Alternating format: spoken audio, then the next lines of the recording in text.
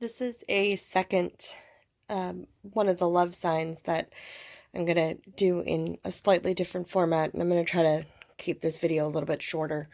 Sorry, a little shaky there.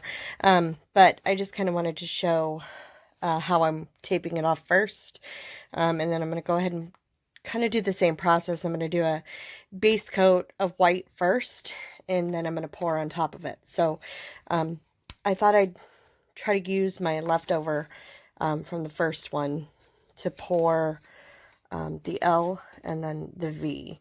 And so what I did is I kind of left just this much of a border, and that way I can kind of go back and give it a border around the whole thing. So I thought having the whole thing poured would be a little too busy. So I'm going to go ahead and do my base coat, and then we'll come back when I'm ready to pour.